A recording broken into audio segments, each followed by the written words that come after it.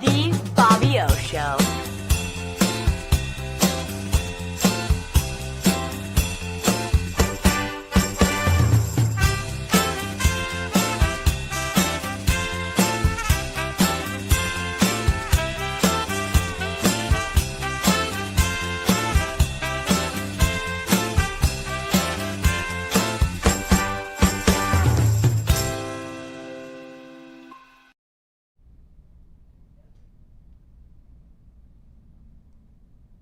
Welcome to the Bobby O Show. My name is Bob Potsner, and I have a show today that I think is totally appropriate for our society as we stand today. I have a therapist named Tara Beall-Gomes who's making her second appearance on my show. And we're going to talk about a lot of things, but I want to just give an opening talking about the fact that we are having difficult times. No matter which side of the coin you're in terms of political, etc. We have a war going on. A lot of people are having difficult times. Paying gasoline is hard, finances are hard, it impacts relationships of people, and it's just a time when mental health professionals are very important in our society, even more so than usual. In fact, some might say a mental health professional might help our president and others in our elected officials in DC. But we all have to, as Michelle Phillips says, who's been on my show many times, you've got to get yourself together.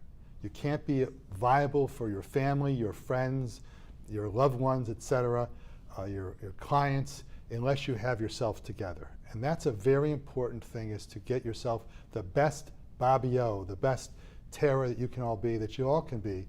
And that's what we're going to talk about today, because Tara is someone who has great exposure. She'll tell us a little bit about her school, her education, professional background in education, her therapy that she does. She focuses primarily on betrayal therapy and sex addiction therapy, but let her tell her story as we go on. So Tara, I've given the outline of who you are, but let's start with your background. Born and raised in Louisiana, is that correct? Louisiana or Louisiana, depending on where you are in the country as to how you say it. How do you say it? I say Louisiana, but if you are in Louisiana, you might hear Louisiana. Louisiana. And I see on the screen we have betrayal, trauma, counseling, and support for partners of sex and porn addiction. And I will say that of my 128 shows I've done, you're the first one to make me blush. The last show we did, and we'll get back to that. Challenge accepted. Challenge accepted. So anyway, tell us about your background. Born in Louisiana. Yes. My son actually was going to go to Tulane. He was dying to go to Tulane. His whole life he wanted to go to Tulane. Oh, what happened? Katrina. Hurricane Katrina came, and we were down there in the spring before that hurricane. And someone jokingly said, well, you know, we're below sea level here in New Orleans, or New Orleans, whatever you might say. New Orleans, whatever. And their favorite drink being the hurricane, no pun intended. And they said, we ever got a hurricane, ha ha ha, we're going to be in trouble. And sure enough, he got into Tulane, but he couldn't go because he wanted to do engineering, and the school was closed for 2 years. So he went to Lehigh instead. But that's my experience in New Orleans, and also went in 1987 to a Final Four in basketball. Okay. So you tell me about your background in Louisiana. Okay, so born and raised in Louisiana, and then I loved it and missed it. I'm hoping to take my kids on a road trip there this summer, actually. Really, after moving away for college, I didn't move back. No reason really, other than I just started exploring opportunity, and then this opportunity brought me here and there and there. Kind of how life happens. I went to college in Pennsylvania, made my way to grad school in Connecticut, and then I just stayed for a little while. So I don't know where my next stop in life will be. Don't think I'll be in Connecticut the rest of my life. But I'm here, and I love what I do. I am a therapist, licensed LPC, licensed professional counselor. I work primarily with those who are struggling with compulsive sexual behaviors and their partners. So I am the only person in Connecticut that specializes in betrayal trauma recovery for partners of sex and porn addicts. I also work with the person struggling with the addiction or struggling with the compulsive behavior. So I kind of have this really unique insight in that I work with both sides of that, as well as couples, and we do group support as well. So I do a lot of stuff. A lot of cool stuff. A lot of cool stuff. And having gotten to know you for our prior show and then the prep for to this show and the last show, you're very open about yourself. And I think that openness, as a divorce attorney, I'm an amateur psychologist, right? Yeah, of course. And I know, and so therefore I see a lot of people and I read language and body language, whatever. And I think people really appreciate it when you talk about yourself and what you've been through. In fact, I did a little research about you. Oh boy, what'd you Okay. find? Whew. Oh, good stuff. Oh, God. And I got State your sources. yeah, my source is you, I think. Oh gosh, okay, good. Okay, That's good. it says, I have acquired, I got this from your website. Okay. I have acquired a wealth of knowledge in addressing attachment injuries, psychological distress, and related ruptures. For over 20 years, I have worked with clients in a clinical capacity. Since my own discovery of betrayal, I have been drawn to connecting with and supporting others in the healing process in the aftermath of the sex addiction, infidelity, and betrayal trauma cyclone. Using my own lived experiences and expertise, I will guide you with grit and grace, even when you can't find your own. And the sign in front of me that says grit and grace, which I don't know if it's on the screen right now, but there it is, Grit and Grace is one of the companies that you've formed, and I forgot the words recovery. But tell me a little bit about, because you sort of skirted over your background. Yeah. And by the way, what's the Southern, well, we'll get to that in a few moments. We have a lot going on here. A lot going on here. Where are we going first? That's right, but there's no pizza today. So tell me, you mentioned about your own experiences that caused you to get into the field you are. Do you want to share a little bit about what it was like for you when you were having issues? Is that the right word, issues? Experiences, issues, trauma. So trauma is not an event that happens, it's what lives in our body after the event. And so I've had my own trauma history, my own recovery. Still writing my story, so I don't have a prepared elevator speech of what my story is. But where I am in my journey is that I'm in a place of recovery to be able to help other people. And so I think for so long, it felt like, oh, do people really want to know that? Do they really want to know that I can really understand where they are and where they've been and where I want them to go? And I came to the conclusion that it gives me credibility, because I can honestly say when someone is sitting in front of me in the depths of hell that I have been there, and there is post-traumatic growth, and it's a really cool thing. I discovered a lot about my own self through that process and learning how to set boundaries with people. I was a people pleaser. Now I realize that saying yes to everything and being a people pleaser is not going to do well. So you would agree with the opening statement I made, which is that you got to know yourself and be the best you can be yourself if you're going to be helpful to others. Do you agree with that? Yeah, you know what I thought of when you said that was it used to annoy me really bad when people would say you have to put on your airline mask first, the oxygen mask first. I'm like, that's so annoying, it's so cliche, but it's so true. Now I'm like, okay, I like that, that's okay with me. But it's true, because I've learned that if I show up and I'm in a really crappy place, how can I actually be there for someone else? Right? So I have gotten better at balance in life. I've gotten better at really making sure that I'm in attunement with others, but really with myself, so that I can show up and help other people. No one wants a therapist that's there for themselves, right? So when you say, how do you keep yourself on good level field? How do you keep yourself together? Oh, yeah. Well, every therapist should have their own therapist. And you're going to get to that. That's important. Every therapist should have their own therapist. Just like I really hope my primary care physician has a primary care physician. I really hope that they're not figuring out on their own what's going on, so right? If you have a doctor who weighs 300 pounds and say you should lose 10 pounds, you say, wait a minute. Like, wait a minute, like what's happening here, right? Or, whatever it is. So I think that's really important, and to know when to access that person. So always have access to it, and then know when you need to access that. So I think that's really important, and it's really, really, really important for you to find someone that you click with. I'm not for everyone. I'm very direct. You're direct, really? I know. Can you imagine? I know. This is all a facade. Very direct, but I'm also, some people might want a therapist that comes in dressed to the nines every day, and that's not me. Like, I come in hair in a ponytail, sneakers, and I shower. Like, did you shower for today's show? You shower for today's show. Thank you very much. I really appreciate it.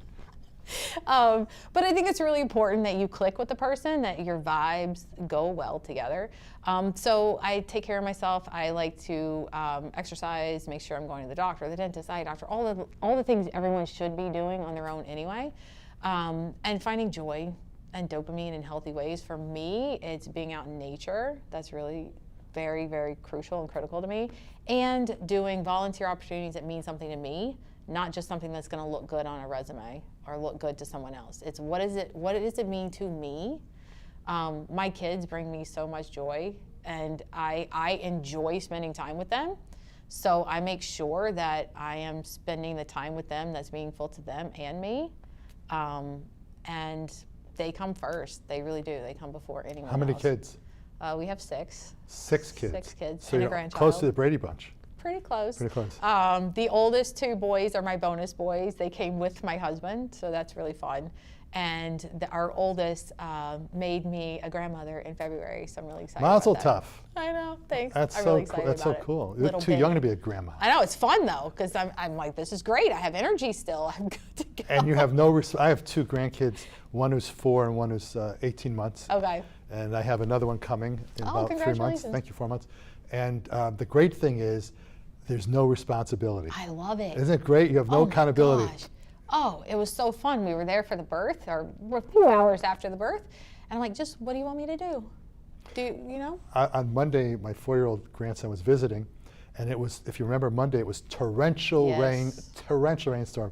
And he insisted he wanted to go outside. So he put his raincoat on, and he calls me Bobby. Oh. And says, Bobby, let's go outside. So we go outside in the driveway with his little airplane that he throws. After about 2 minutes, he said, you know, Bobby, it's raining really hard. We should go inside.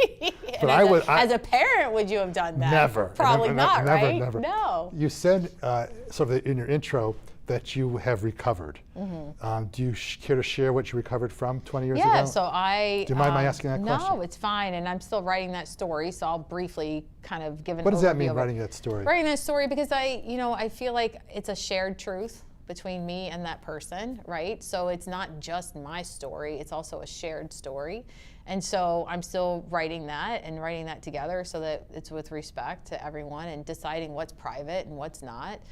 There's a difference between privacy and secrecy. I don't keep secrets, but I think that privacy... Except for your clients. Well, confidentiality, right? correct. Confidentiality is different too because... I was helping you out with that. Yes, thank you. So I do keep secrets, I guess. So tell but in me- a relationship, in a marriage, there should not be secrets. There's privacy, but there shouldn't be secrets for a healthy So relationship. what was it that you had when you were younger Yeah. that helped you get into the field you're in now? Yeah, so I experienced a relationship with someone who was struggling with sex and porn addiction. And it will rock you to your core because the person that you trust the most, the person that is your person, your attachment person, is living a double life, is living a secret life that you don't know about. And so then you start to go through this questioning of how would I not have known?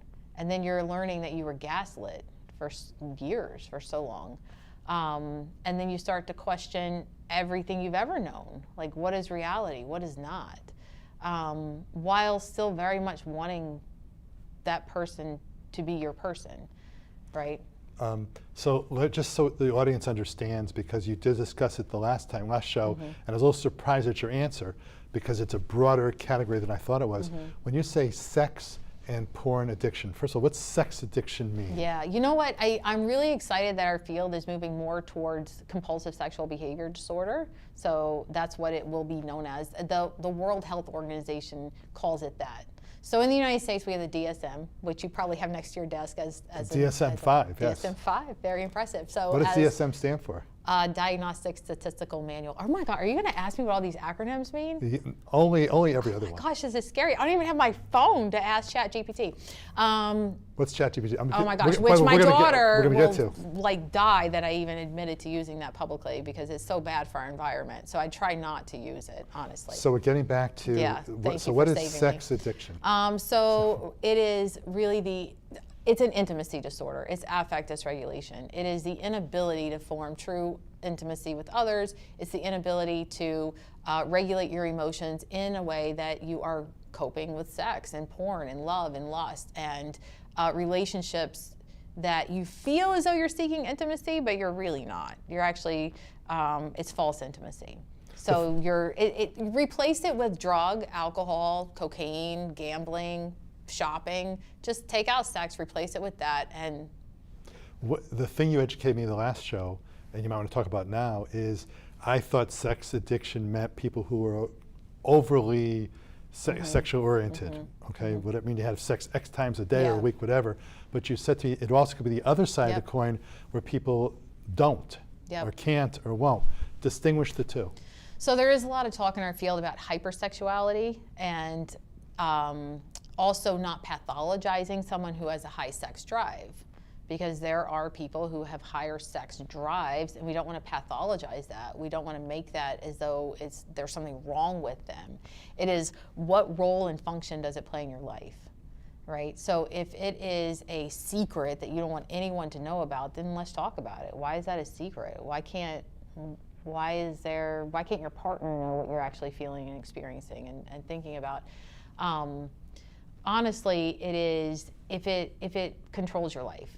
So and there are people who struggle with sex addiction who are having sex multiple times a day, but it's not the intimate form of sex. It's not sex being used to connect with the partner. It's sex. It's not making love. Is that the difference? Yeah, it'd be like a drug. It's, there are people who drink alcohol, and there are people who are alcoholics, right? So who would come to you typically? Would it, and maybe it's both, would it be someone, let's suppose it's the wife who wants 10 times more sex than the husband does. Who would typically come to you? The wife who wants the more sex, or the husband who's frustrated, or both? Well, it's kind of a trick question, and I'll tell you why. Why is that? Why is it a trick question? Because I have, if we're using wife, husband with that scenario. That's just hypothetical, Yeah, right? right. So, and the reason why I say that is because there are men who are also betrayed partners, and there are women. So addiction does not discriminate on gender, right? So I just wanted. Yeah, I just did. That's why I'm saying that. I Yeah. did the reverse of Yeah. what you might have I thought. mean, statistically, more women come to me as betrayed partners than men do. But I the do betrayed work with partners would be the one whose spouse is doing. whose spouse is the one that's acting out. So for today, it's betrayed partner is the person who is struggling with this trauma of finding out about their person, their partner, their husband, their wife being an addict or struggling with acting out. What does acting out mean? Acting out would be any form of compulsive sexual behaviors that are not in alignment with their value system, not in alignment with the agreements of the marriage. So for what comes in my office would be people who are visiting massage parlors, sex workers, prostitutes, who are paying for sex. On the sex side. Yeah. On the side. So I'm talking with people who are leaving work to go meet up with a prostitute and then coming back to work because they're having difficulty struggling with either managing a trigger, or they're struggling with stress. They're using it as a coping mechanism or as a way to escape. Is there any distinction from your position as a therapist? And we haven't really got into your certification, et cetera, which we should in a moment.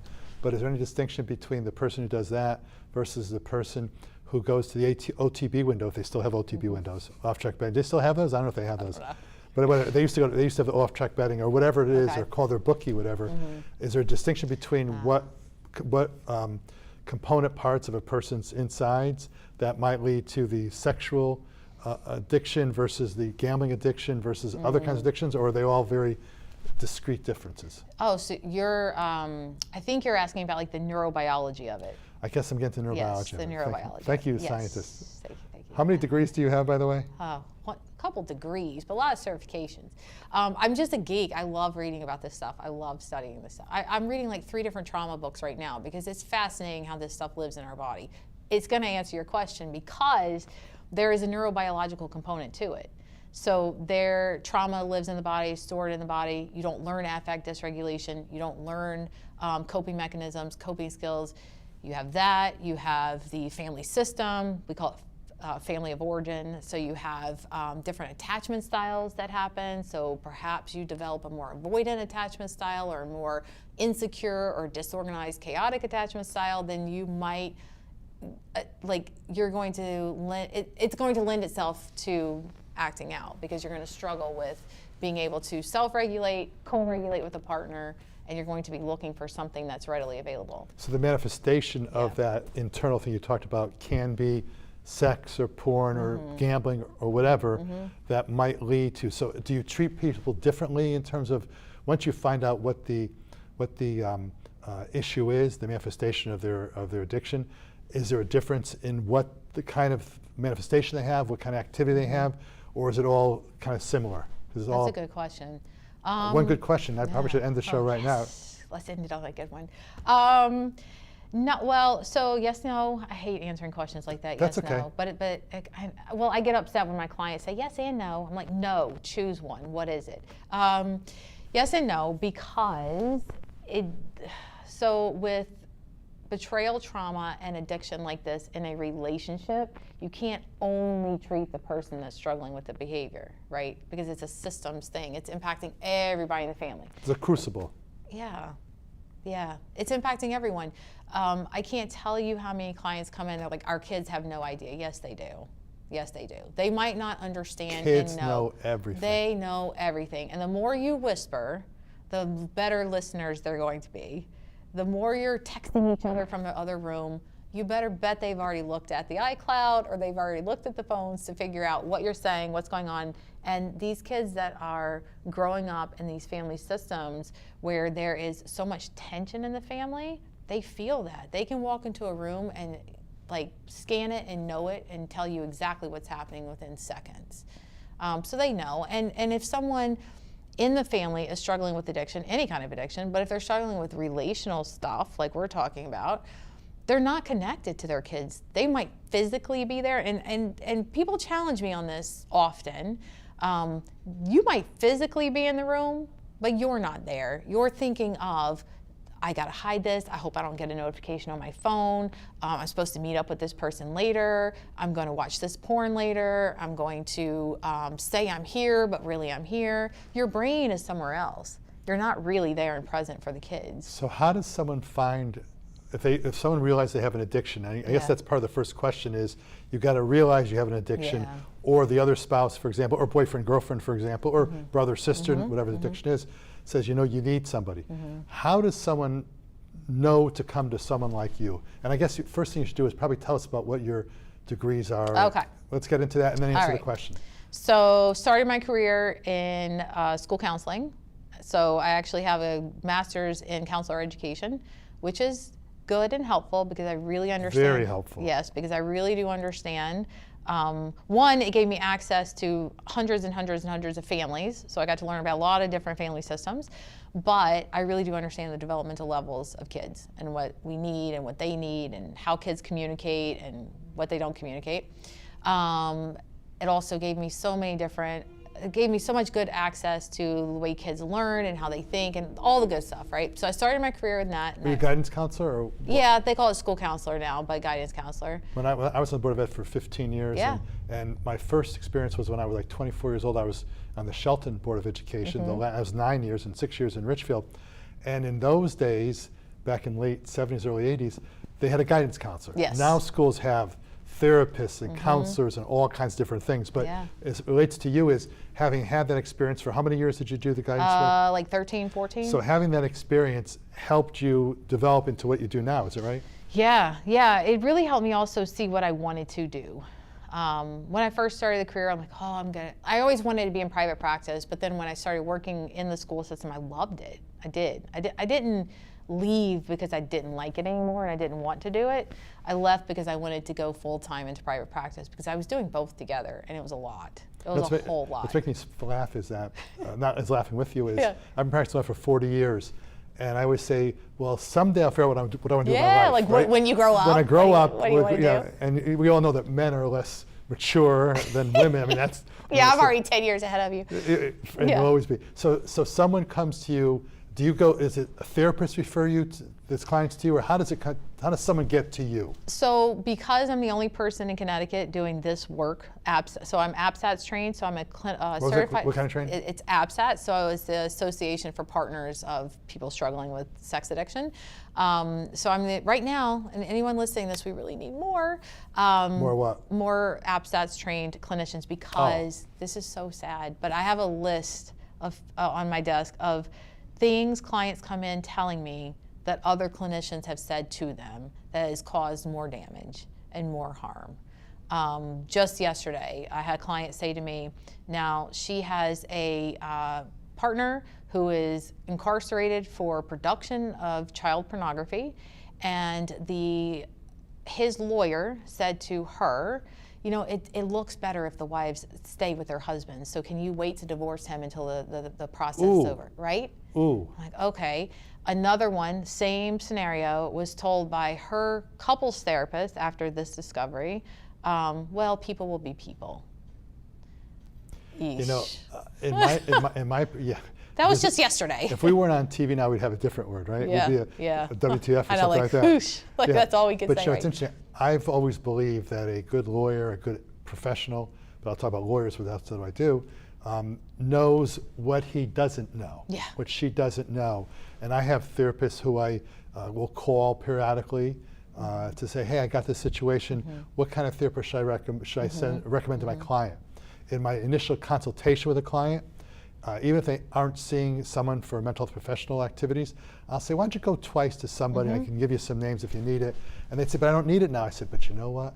Maybe in this divorce process, you may need it someday. Yep. Better you should get someone who you trust and like now, when things are not into crisis mode, so that when you do get a crisis, if you have it, unfortunately, you'll have someone you trust and relate to. Yeah.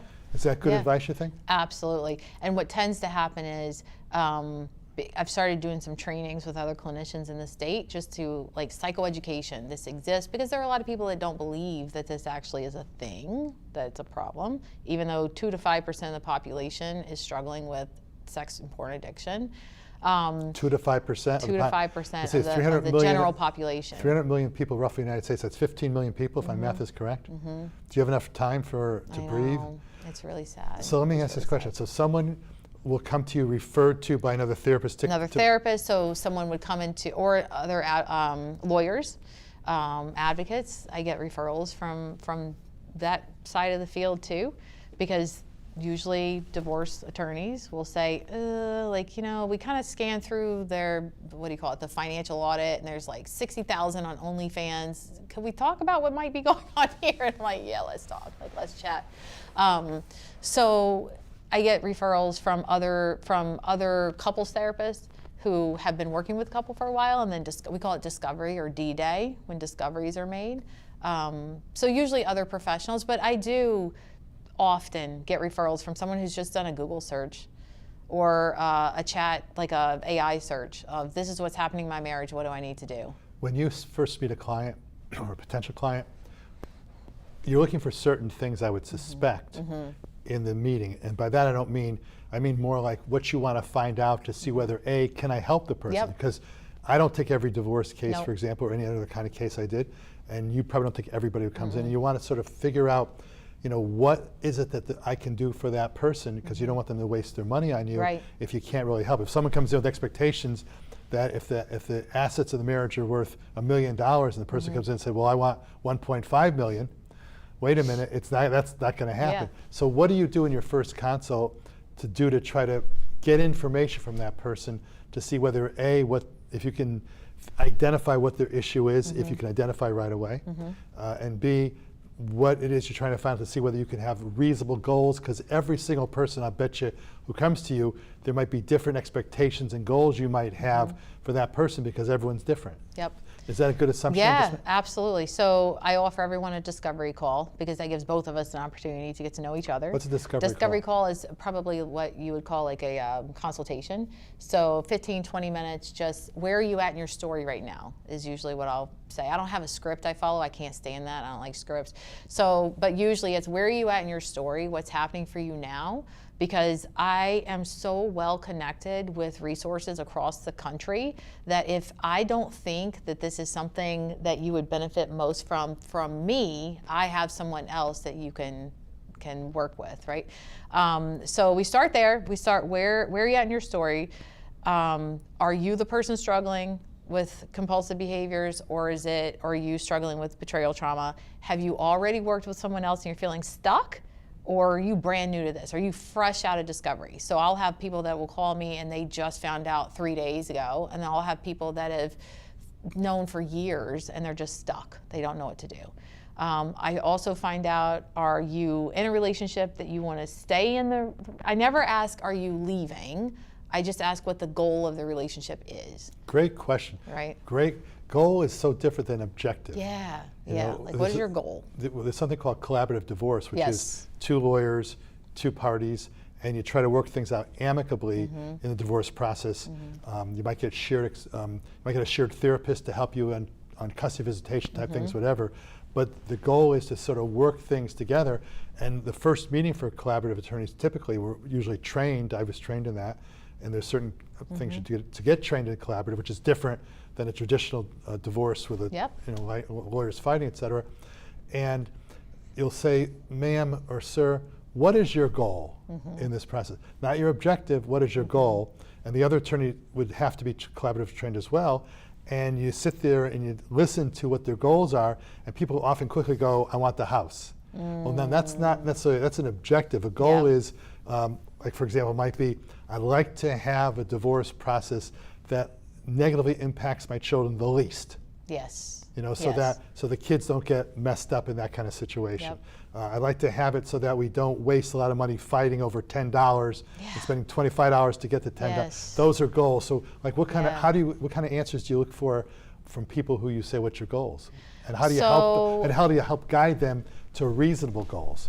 Yeah. So the goals I hear most are, I just want to know what my truth is. I want to know what my truth is on either side. So the person struggling with the behaviors or the person who has just learned that their partner has this secret life is, what is my truth? What is really happening? Why did this happen? The whys come last. First, we have to figure out what has happened. So what has actually happened?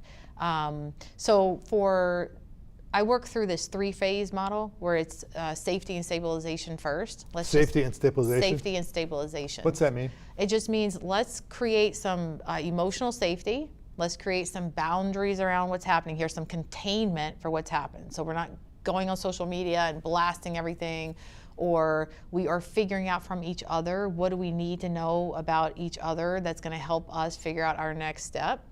Next step is grief and mourning. So I'm grieving this relationship that I thought I had, either with myself or with my partner or with my family or with others.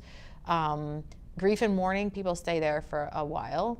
And then we go into repair, where either you're going into repair for yourself, like post-traumatic growth, or you're going into, or for the person struggling with the behaviors, it would be they're going into recovery at that point, living a life of recovery. They're going to 12-step meetings, they're working with their therapist, they've done deep dives into any trauma histories they have, a lot of inner child recovery stuff. And then we are hopefully ending where everyone wants to end. Most of the people that come to me want to work on repairing their relationship. I also am trained in doing full therapeutic disclosures. What's that mean? So a full therapeutic disclosure is, I've learned that my partner has all these acting out behaviors. They've been going on for 30 years. I had no idea the extent of them, and I need to know what was really happening because I've been gaslit for 30 years. And so I need to know what's happening. What's gaslit mean? Oh boy, gaslight is questioning your reality, deception, making someone believe that that there's not 3 books right there, right? So I can actually convince you that there's not 3 books there. How do you handle, first of all, do you have both parties come in, for example? Or is it usually just one? How does that work? Yeah, so like you said, you only will work in a collaborative divorce with someone else who's trained in collaborative divorce. Same thing for me. I will only do disclosures with someone who's been through that training. It's an intense training. So you work together with the other therapist? Yes. So each partner has their own therapist.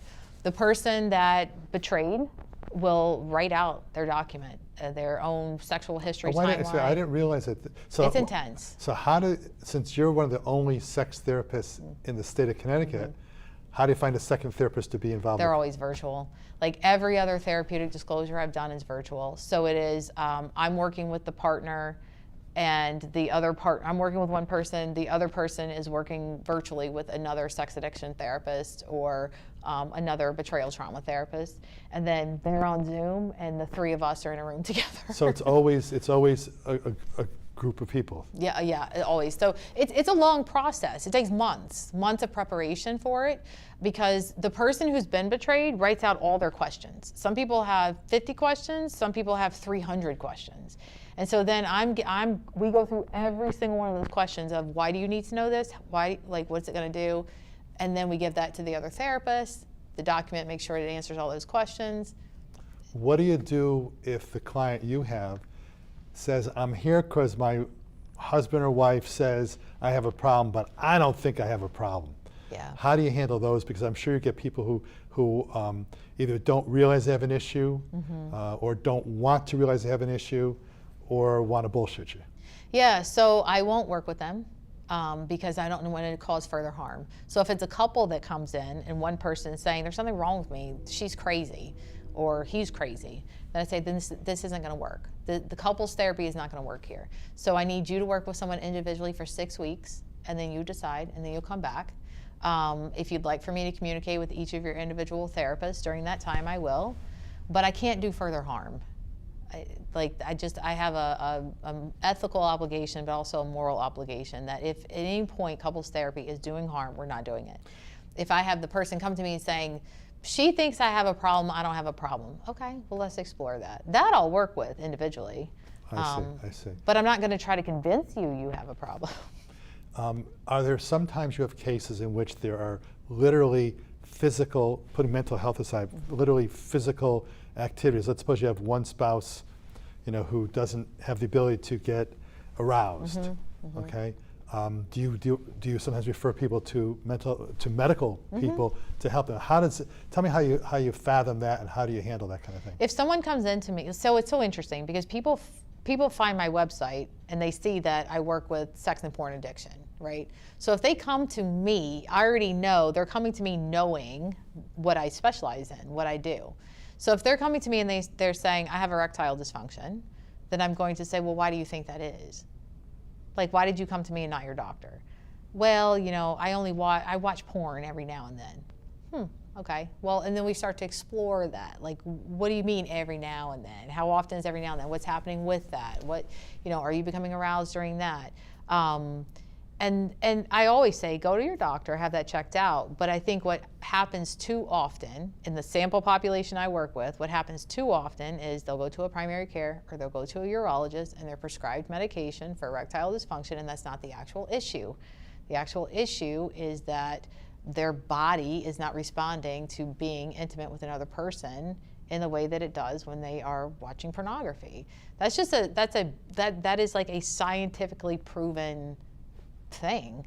I didn't do that. I didn't conduct that research. I just read the research and review it.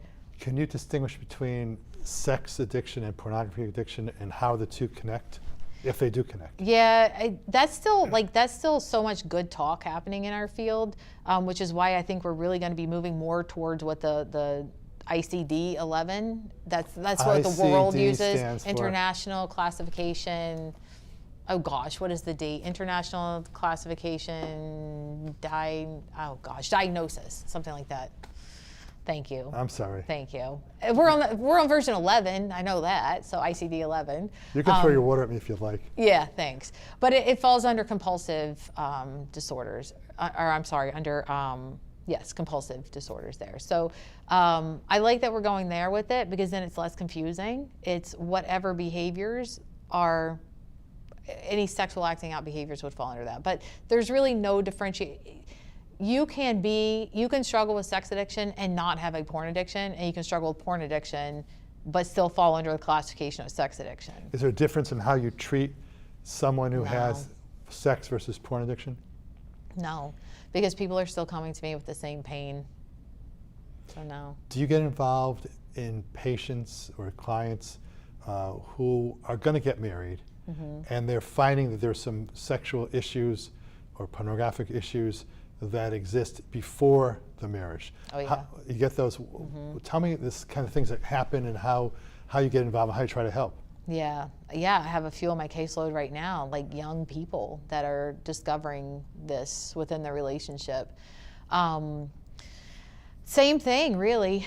I try not to, because I truly never think to myself when someone walks in, are you going to stay with them? Like, I never think that. Because it's hard sometimes not to, right?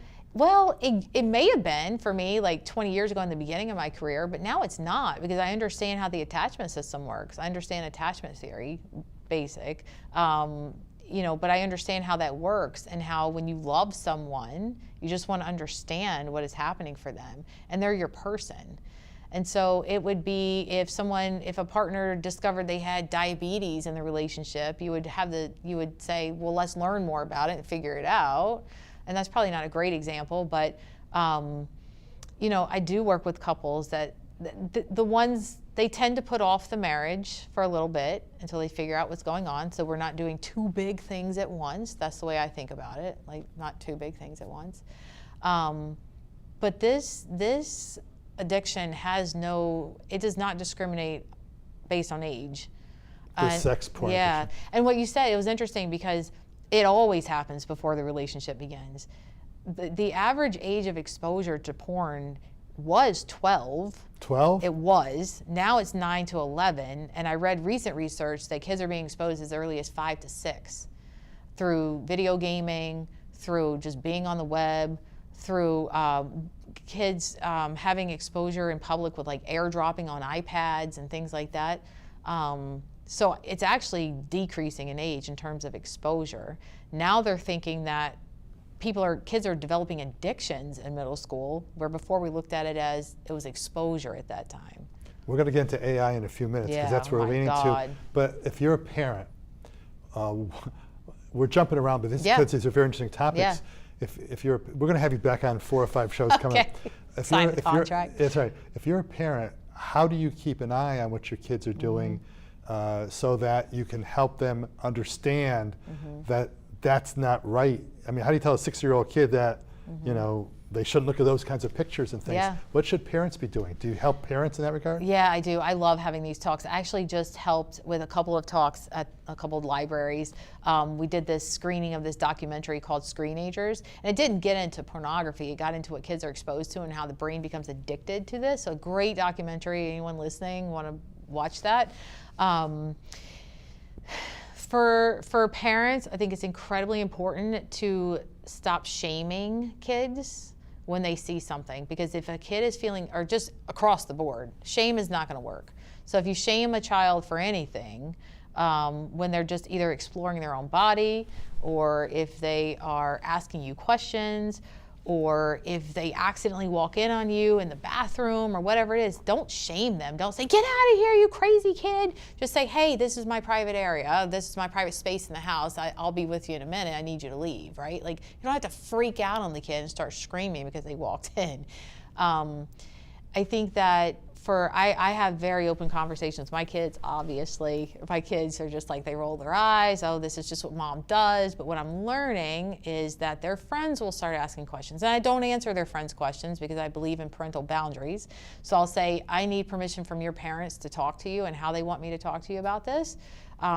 So I have no problem talking to other parents about it. But kids need to be able to come to you and say, hey, I was on this game and this pop-up happened. And this is what I saw. What does it mean?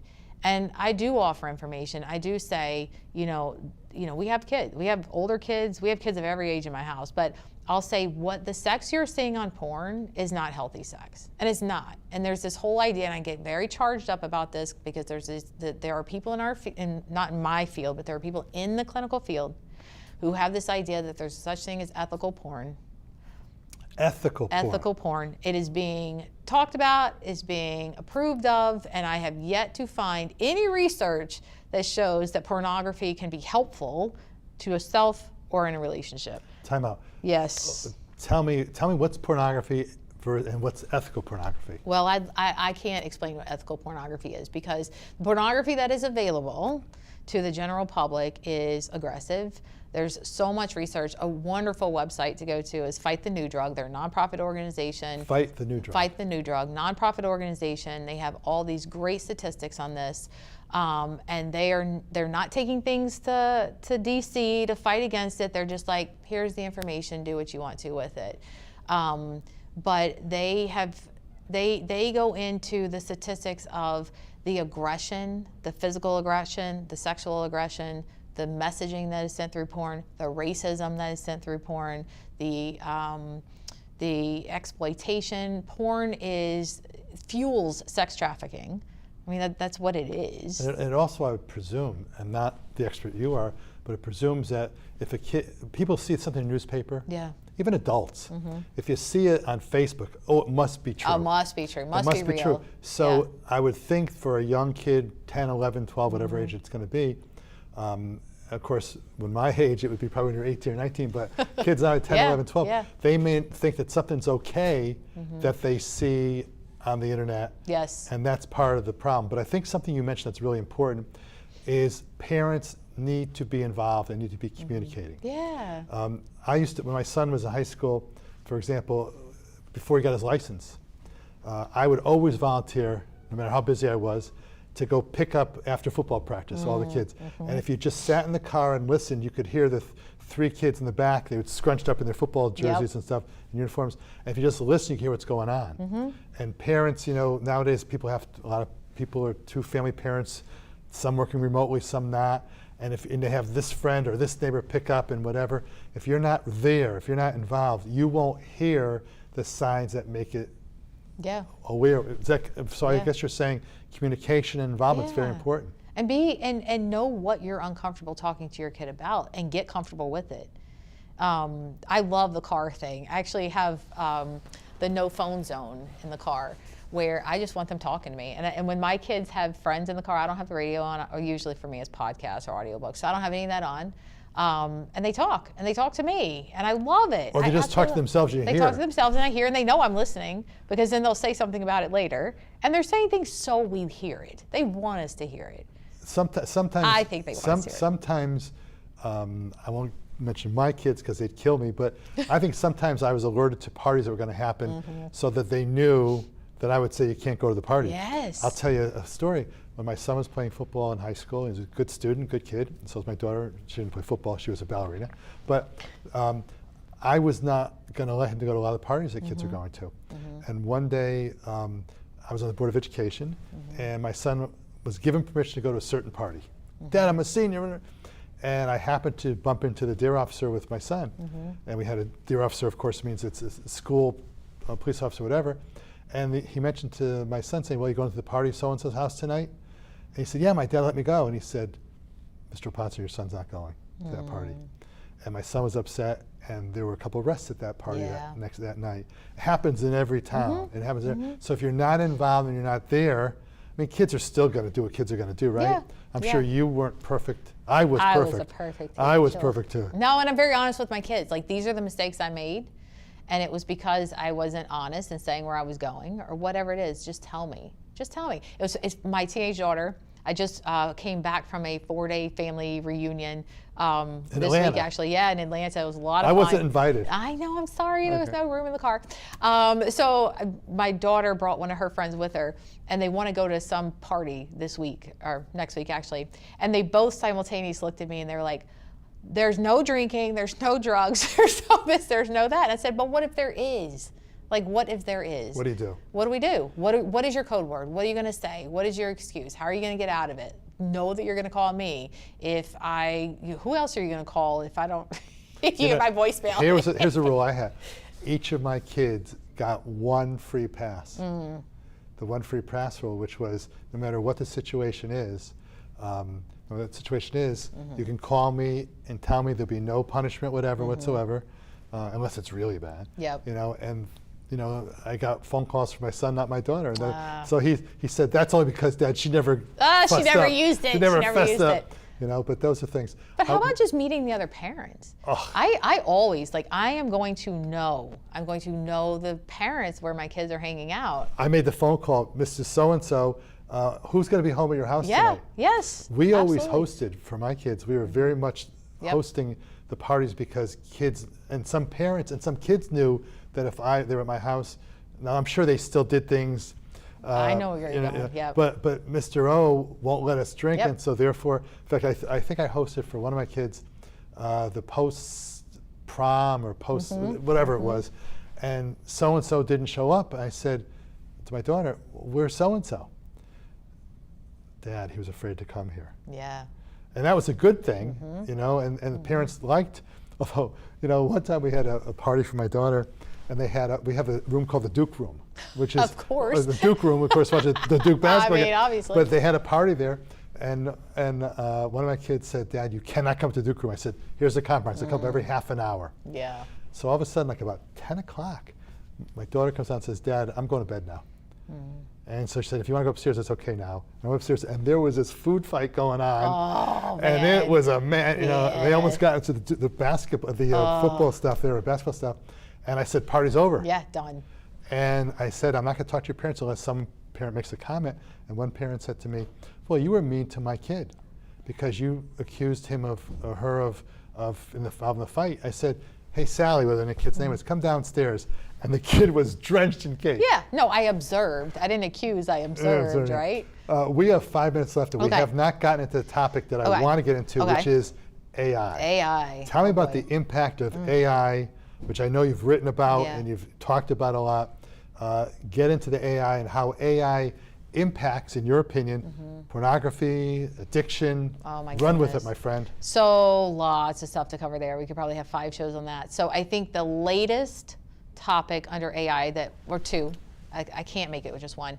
Deep fake porn is called. Deep fake porn. It is horrendous. It's awful. I had a call yesterday about it. It is where people are taking the images of they're taking your face and putting it on someone else's body and creating pornography out of it using AI. And we're seeing that across the board in child pornography, in relationships, people using their spouses' faces and pictures to create porn. So we have that side of AI, which is horrendous. And if you just Googled that or went on that Fight the New Drug, I think they just had an article this week about it, actually. And then there's also the side of where people are coming to us and they are having affairs with their AI affair partner. Wait, time out. Yeah. You're having an affair with your AI affair partner. So in other words, Bobo would go on AI and create the perfect woman, whatever that may be. And you'd go on to AI and you'd start communicating with AI as if that's the woman that I've created. And you marry them, bizarre. you think that they, yeah. Is that really? I'm not kidding, but think about it this way. How many times have you heard about, and if it's one, it's too many, but how many times have you heard about kids that have gone online and going on like Claude or ChatGPT and asked, what do I do in this situation? And they've ended their lives. There's suicides that happen because they are trusting that this is someone else on the other side. Just kind of like what you said earlier, kids' brains are now being wired for, if I see it on the internet, it must be good for me because it's there. Someone put it there. Does the person who creates this girlfriend, boyfriend, whatever, does the person think that that's a real person? They do. They think, so it's not that they don't realize that it's a fake person, they think that's a real person. They start to develop an intimate relationship with them, an intimate bond, because the AI gets to know you. We actually did this simulation of it in one of my peer supervision groups where the peer facilitator pretended to ask and start a relationship with someone on AI, and we were all just sitting there like, holy smokes. I mean, within 5 minutes, they knew everything about the other person and made this person feel seen and validated and loved and cared about. But we are seeing that, and it's seeping. I mean, remember when we used to be worried about WebMD, when people would diagnose themselves with that? That's nothing now. That's a drop in the bucket. That's nothing. We only have 2 minutes left, Yes. so before we forget, can you slowly, if someone wants to read more about you and about what you offer and about the topics you've talked about, and we're going to have the next show, we're going to start off with the AI. Okay. But tell us your website or how to find you, and do it slowly. People do it too fast. I talk too fast sometimes. I talk really fast. So www.gritandgracerecovery.com. So it's on the board, gritandgracerecovery.com. And they can go on there. There's a contact page where they can just give me some basic info. We don't spam you. We don't send you stuff all the time. You're not signing up for a newsletter or anything like that. It is, here's my name, here's my phone number. I'd like to have a phone call with you, and I schedule that. I respond to the emails within 24 hours. 36 at best, but 24 hours. I feel like it's really important when someone's reaching out that at least respond and say, hey, I got your message, I'll be in touch soon. And it's not a AI generated message, it is me writing you back. So reach out. if you are on social media, and I say that because a lot of people I work with cannot be on social media because it activates and triggers things for them. If you are, then we're on Instagram, LinkedIn.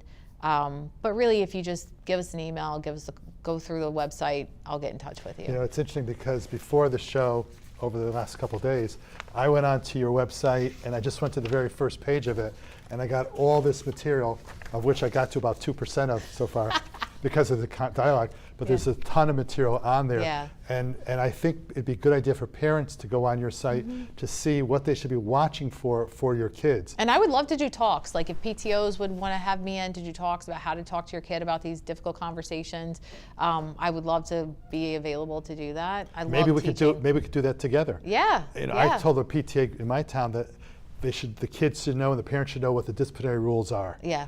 And it's important. We've now finished this show. Okay. It feels like we did 2 minutes. I know, that was so quick. It's so quick, and it's been a pleasure. Thank you. So Thanks Tara, for having me. my pleasure. So I'll see you again on the Yes. show in about a month or two or so. Perfect. And it's a pleasure. This has been Beall-Potzner with a wonderful, wonderful guest. Thank you, Tara. Thank you. Good to meet you.